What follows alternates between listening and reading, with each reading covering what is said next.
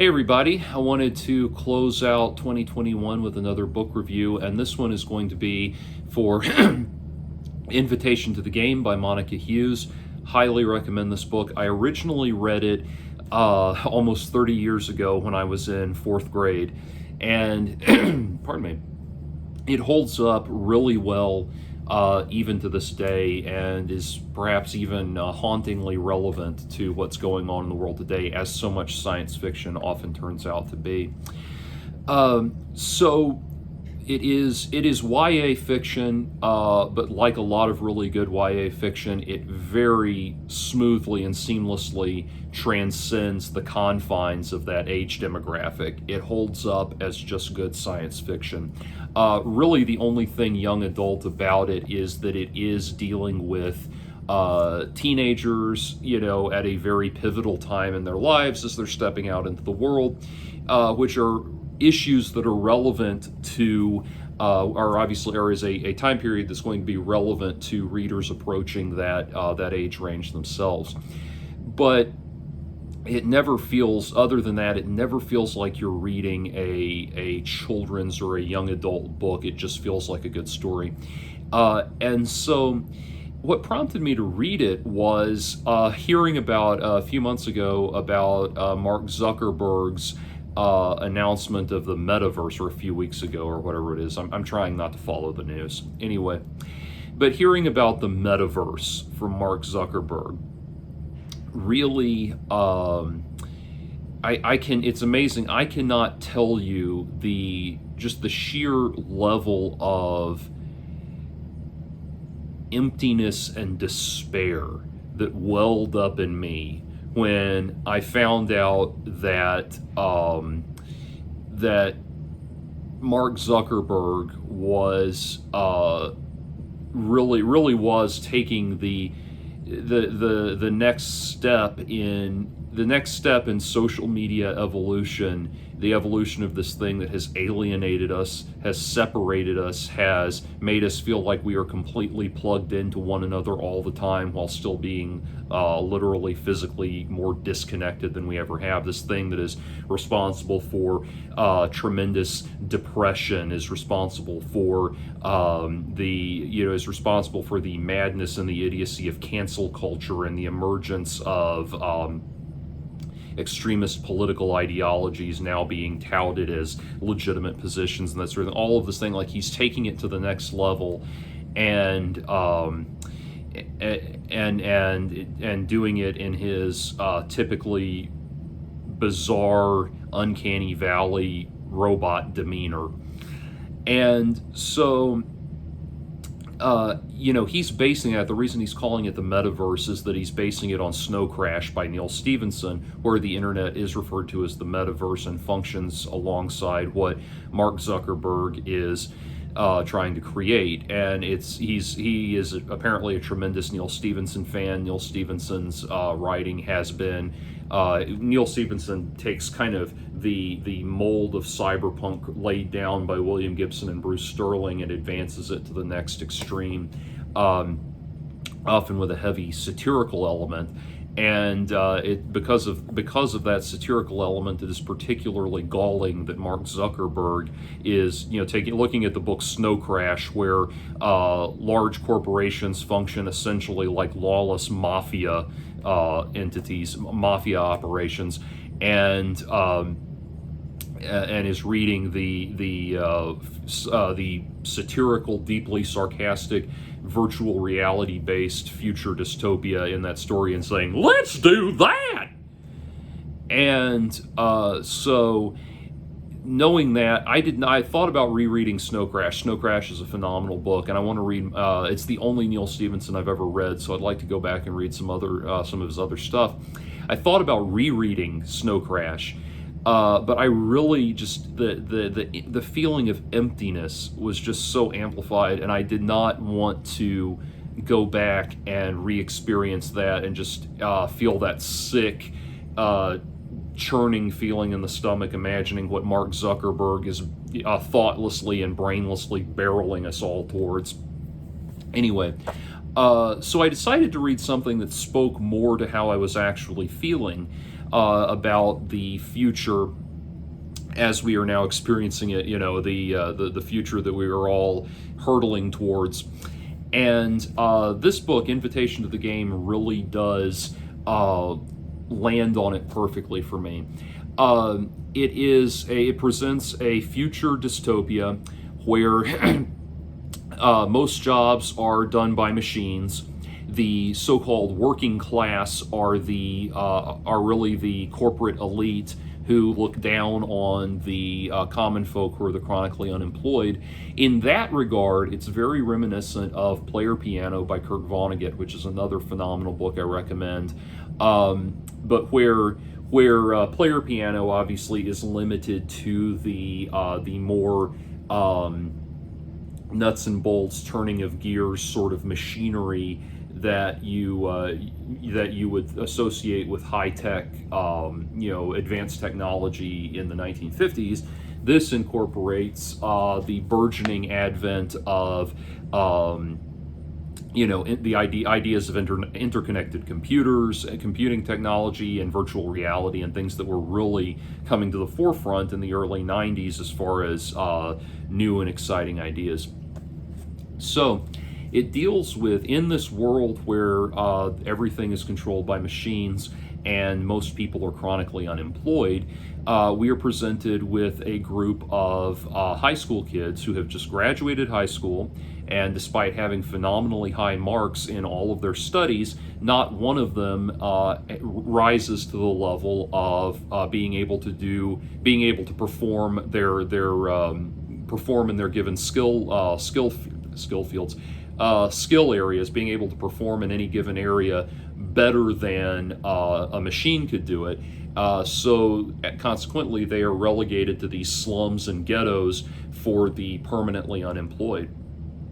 And you really do. When these kids, this group of, first it's 8 kids, it eventually becomes 10 kids. But when this group of kids is dropped off in what they call the DA, I'm forgetting what district assignment, I believe it is, but they're dropped off in their DA, which is the area they have to live in. You really get a feel for this area. I mean, she really brings it alive, and it really does feel dangerous. It really does feel desolate and empty. But they're living in this overcrowded this overcrowded urban hellscape that's kind of like, it's borderline Mad Max, and it really does come alive in a very vivid way. And so they are learning to live together in this. They end up living together in this dilapidated warehouse, trying to figure out how to get along. And during that part of the book, it kind of feels like MTV's The Real World, dystopian cyberpunk future edition. But it does deal with that if you cramp these people together, they're going to try to kill each other. They're going to fight. They're going to fight. They're going to be angry. They're going to be miserable, and then eventually they start working together and that sort of thing. And everything is very bleak and desolate for their in the life that they're living. It seems very cold and empty, and they are just imagining having to live out the next 40 some odd years of their lives this way. And by the way, I say 40 and not 60 because mysteriously the average, despite all of the high-tech conveniences, the average life expectancy has dropped by 20 years, and that comes up is one of the many clues as to what's actually going on that comes up through the novel. As the only further thing I will say about the plot is that the kids are invited to, hence the title, they are, and by the way, the reason I keep holding up the book is in hopes that YouTube will give me a thumbnail of me holding the book, so.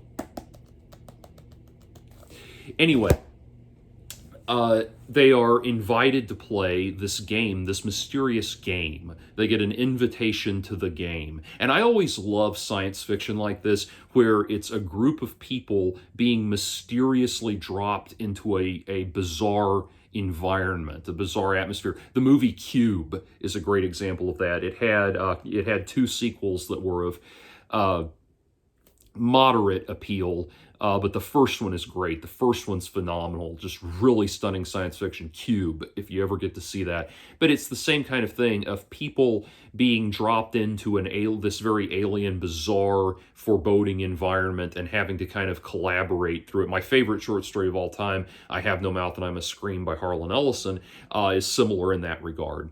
And so they're invited to play this game, and this virtual reality game. And all I will say about the game is that it's not competitive; it's collaborative. And in this story, Monica Hughes, really does this phenomenal job of asking so many questions about where we're going, and it's very open-ended, the questions she's asking. It never feels like she's moralizing. It's never like we must do it this way or everything falls apart. It's more like just, this is what we have to think about. This is the eventual reality we have to confront. And it's, again, one of those things where as time has gone on and we've started moving in this direction, we've started literally thinking about, we literally now do have to address these questions of like, where is this going? What are the potentialities and that kind of thing? And so it really is great that she's just trying to get you to think in that direction. The book that I would most compare it to would be Oryx and Crake by Margaret Atwood, where it's dealing with the people who, it's dealing with a heavily automated futuristic society that is, oh my goodness, I am about to sneeze, pardon me.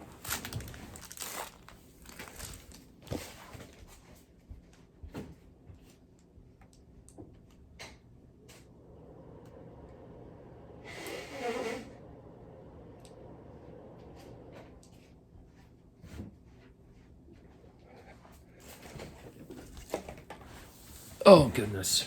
Anyway, sorry, I don't feel like editing this, but it's dealing with a heavily automated futuristic dystopia where, computer interconnectedness, the internet, if you will, virtual worlds, that sort of thing, and the overall automation of society are causing the world to grind to a halt. And it deals with the people who have seen the writing on the wall and are saying this human civilization cannot be sustained at this level. We have to reboot it. And what are the ethics of that reboot? How much of that can realistically be, how much of that reboot can be voluntary? How much of it has to be involuntary? How does this reboot affect all levels of society? That kind of thing. It really does address those questions in that very same vein. The difference being, as much as I love Margaret Atwood and her stories in Oryx and Crake, which again is my favorite work by her, there's still this underlying implication of this is men's fault. This invitation to the game never goes that road of trying to gender the conflict that way. It's very much just, these are the issues we're dealing with, without trying to hang the origin of those issues on any one specific demographic. But anyway, it's a very similar concept in that regard. And the direction it goes is really it really does go into just a Twilight Zone type direction in the best possible sense. Has a great ending. The last third of the book throws you for a loop, and it's really cool. I don't want to give it away, but it's funny. When I read it at age 10, the ending went over my head. I don't think I fully understood what was happening, whereas now, rereading it, I get everything that was going on. I'm like, this is actually very interesting. This is very cool. So,